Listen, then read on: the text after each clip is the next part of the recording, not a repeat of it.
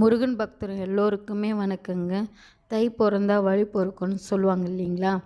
அதனால் நாங்கள் எங்கள் குலதெய்வத்துக்கு போயிட்டு வரலான்னு முடிவு பண்ணேங்க. எங்கள் குலதெய்வம் எங்கே இருக்குங்களான்னா காலாஸ்திரி கிட்டே இருக்குங்க. எங்கள் குலதெய்வம் இருக்கிற ஊர் தொண்டை மாநாடுங்க. எங்கள் குலதெய்வம் புட்டாளமும் எல்லாமும் சேர்ந்த மாதிரி இருப்பாங்கங்க. எங்களோட குலதெய்வம். அதனால் சரி நாங்கள் போய் வேறு ரொம்ப வருஷம் ஆயிடுச்சுங்க. ஊரில் பொங்கல் வச்சு சாமியெல்லாம் கும்பிடுவோங்க. இருந்தாலும் தாய் மண் மெரிக்கணும் அப்படின்னு சொன்னாங்க. அதனால் குலதெய்வத்துக்கு போகலான்னு முடிவு பண்ணேங்க. இது நான் பொங்கலுக்கு எடுத்த வீடியோ தாங்க அது. போயிட்டே இருக்கும்போது ஹோட்டலில் சாப்பிட்லான்னு பார்த்தோம். சாப்பிட்டுட்டு ஹோட்டலுக்கு பேக் சைடு ஒரு 10-15 ஏக்கராவுக்கு தர்பூசணி போட்டிருந்தாங்க. இந்த வாட்டி விளைச்சல் ரொம்ப நல்லாயிருக்கும் போல் இருக்குங்க. நிறைய இப்போவே பெரிய பெரிய காயாகவே வச்சிட்ருக்கு. அதுக்குள்ளே தர்பூசணியெல்லாம் வந்துச்சு போல். நல்ல விளைச்சல் இருக்கும் போல் இருக்குங்க இந்த வாட்டி.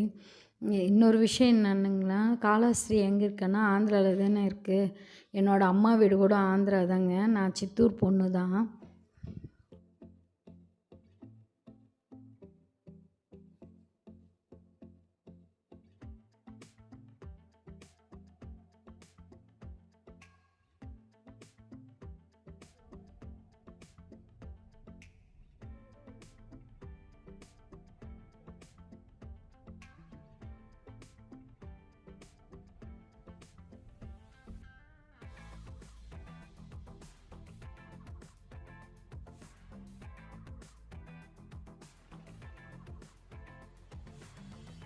இங்கே ராகு கேத்து பூஜை பண்ணுறாங்க.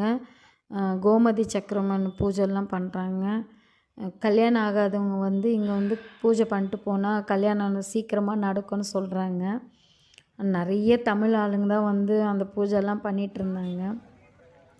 இதுக்கு நம்ம வெடிக்காலமே அந்த பூஜை கிட்டெல்லாம் வாங்கிடணும். வாங்கின பிறகு தான் அந்த பூஜைக்கு அலோவ் பண்ணுவாங்க. நல்லா இருக்குங்க. இங்கே என்ன ஃபேமஸ்ன்னா பால்கோவா, டெக்ஸ்டைல்ஸு, அப்புறம்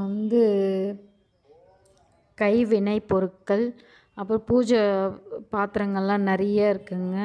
நீங்கள் தேவைப்பட்ட நிறைய பூஜை சாமான்லாம் இருக்குங்க. வாங்கிக்கோங்க. இதில் இன்னொரு விசேஷம் என்னன்னு சொன்னீங்கன்னா, பக்த கண்ணப்பன் கதை இங்கே தாங்க இருக்குது. 2 மலை இருக்குங்க. எங்களுக்கு டைம் இல்லாதனால தான் நாங்கள் அதை பார்க்கல. நீங்கள் டைம் எடுத்துகிட்டு போங்க. 2 மலை இருக்குங்க. இப்படி ரைட்டில் அர்த்தநாரீஸ்வரன் மலை ஒன்று, லெஃப்டில்